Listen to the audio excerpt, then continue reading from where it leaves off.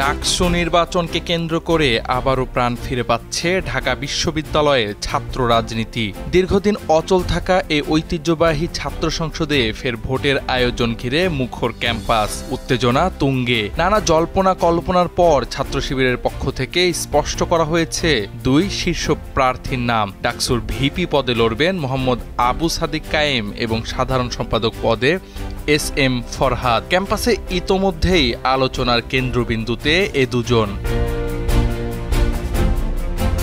আগামী 9 সেপ্টেম্বর অনুষ্ঠিত হবে ঢাকা বিশ্ববিদ্যালয় কেন্দ্রীয় ছাত্র সংসদ ও হল সংসদ নির্বাচন।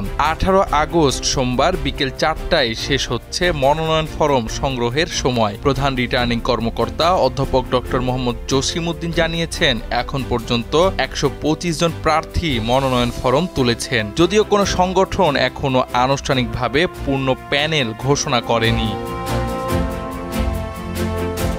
ছাত্র শিবিরের সূত্র জানায়, তাদের প্যানেল গঠনের কাজ চূড়ান্ত পর্যায়ে রয়েছে। কেন্দ্রীয় ও বিশ্ববিদ্যালয় শাখার নেতাদের সঙ্গে আলোচনা করে এমন একটি প্যানেল তৈরির উদ্যোগ নেওয়া হচ্ছে যা হবে ইনক্লুসিভ, যেখানে নারী শিক্ষার্থী, ধর্মীয় সংখ্যালঘু এবং ভিন্ন মতের শিক্ষার্থীদের অংশগ্রহণ নিশ্চিত করার পরিকল্পনা রয়েছে। শুধু শীর্ষ 3 পদ নয়, অন্য পদগুলোতেও সাংগঠনিক কাঠামোর সঙ্গে মিল রেখে প্রার্থী বাছাই করা হবে। যারা সাহিত্য বা গবেষণা সম্পাদক তারাই ডাকসুর সংশ্লিষ্ট পদে প্রতিদ্বন্দ্বিতা করবেন।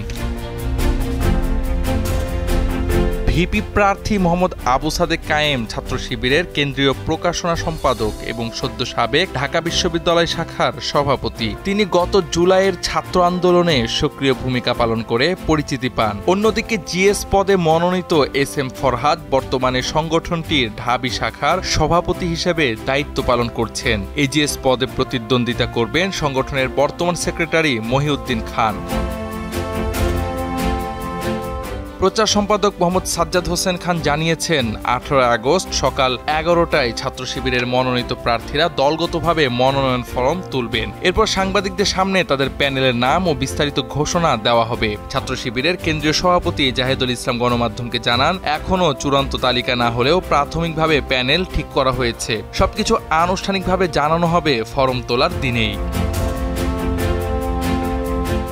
এই প্রার্থী ঘোষণা শুধু একটি ছাত্র সংগঠনের তৎপরতা নয়, বরং পুরো ডাকসু নির্বাচনের মাঠেই তা নতুন দিক তৈরি করেছে। ক্যাম্পাস জুড়ে আলোচনা চলছে সাদিক ফরহাদ জুটির নেতৃত্ব কেমন হবে, তাদের প্যানেলে কারা থাকবেন, অন্য সংগঠনগুলো এর জবাব কিভাবে দেবে। সবকিছু মিলিয়ে বলা যায়, দীর্ঘদিন পর ডাকসু নির্বাচন ঘিরে ছাত্র রাজনীতি আবারও সরগরম, ফিরেছে প্রাণচাঞ্চল্য। জাওয়াদ আহমদ, সময়ের আলো।